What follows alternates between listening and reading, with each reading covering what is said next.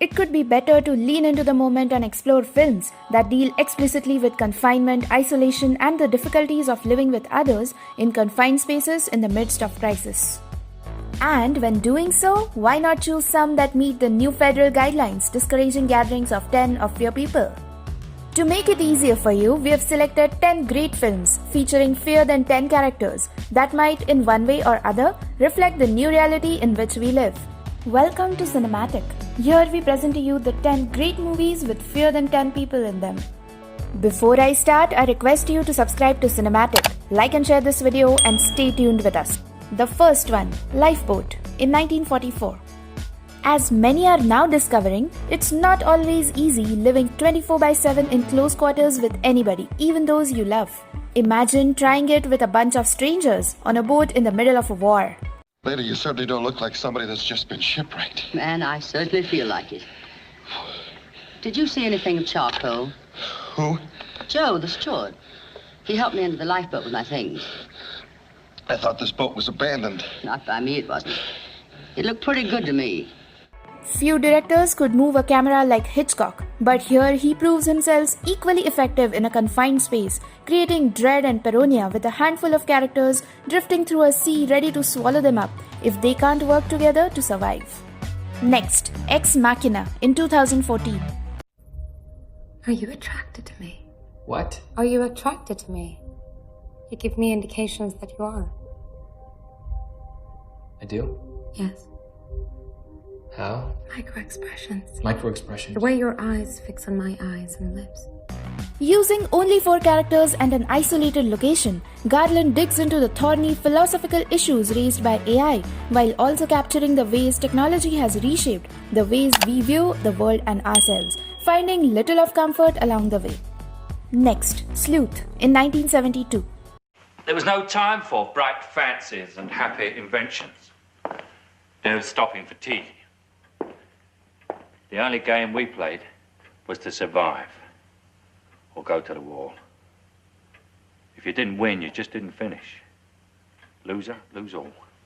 Theatre has a long tradition of plays featuring only a handful of actors, but that tradition doesn't always translate into great movies. The film cleverly draws on the mechanics of classic mystery stories, but at its heart, it's a nasty character study, brilliantly played by 2 of the best British actors of their respective generations. Next, Who's Afraid of Virginia Woolf in 1966? It's awful, really. It was funny. It was funny. I think it's colored our whole lives.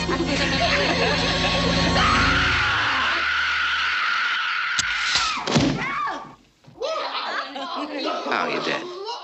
Over one long night, the liquor flows, old skeletons come to light, relationships turn tangled, and everyone emerges from a long, dark, late-night drinking session of the soul, a little wiser, but also bruised and disturbed in ways that suggest some wisdom can be too hard-won. Maybe social distancing has its advantages. Next, Antichrist in 2009. Lars von Trier could easily have borrowed the title of the Bergman movie scenes from A Marriage for this terrifying film, in which a never-named couple grieving for their lost child retreat to a cabin in the woods. Where are you? How dare you leave me? You said you wanted to help me! Where are you? Sometimes depicting a multi-layered fox saying chaos reigns in a spooky voice just feels like an honest expression of how scary the world can turn and how deep the divide between 2 people can become. Next, Jerry in 2002. In this largely improvised 2002 film by Gus Van Sant, Matt Damon and Casey Affleck play 2 hikers named Jerry who slowly come to realize their wanderings have taken them so far off the trail they might never find their way back. So our general direction's been north-northeast, but if we just spin the fucker and just go north, balls out north, we're gonna hit the fucking highway. Because we can't go south-south, is a fucking disaster for us.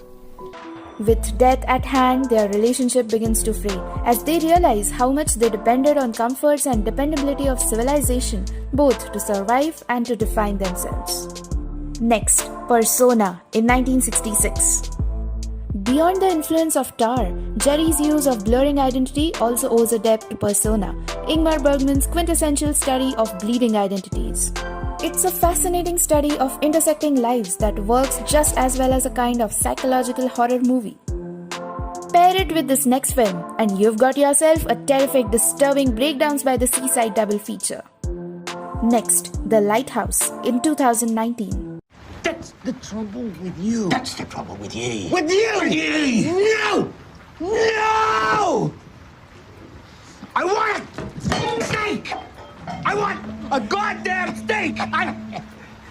As many of us struggle to adjust to telecommuting, it's probably best to remember that having to work side by side with the wrong co-worker can be hellish. Shot in striking black and white and accompanied by a disorienting sound design, Eggers' film builds in hallucinatory intensity until it's not clear what's real, what's imagined, and how much blame for ensuing weirdness and its dire consequences can be attributed to the difficulty of spending too much time with one person. Next, Gravity in 2013. Shot in 3D and widely watched on IMAX at the time of its release, Cuarón's film is a technical wonder. But it also plays well at home, in part because of Cuarón's extraordinary command of visual storytelling and in part because of Bullock's gripping performance. Over the course of the film, we learn of the loss that made it easy for Stone to take to the stars and the lasting grief that now makes it easy to entertain the thought of just drifting away. But it's ultimately a story of survival and how the will to live can persist and prevail in even the most impossible circumstances. And now next, All Is Lost in 2013. Like Gravity, it's an impressive technical accomplishment, but also one that would mean nothing without Redford's deft performance as a man who may not have understood just how much he wanted to live until staring death in the face. Let me get you in on a little secret of ours. We are less than 10, working with dedications of tens of thousands to get your watch lists filled with gems. Don't forget to subscribe and keep coming back.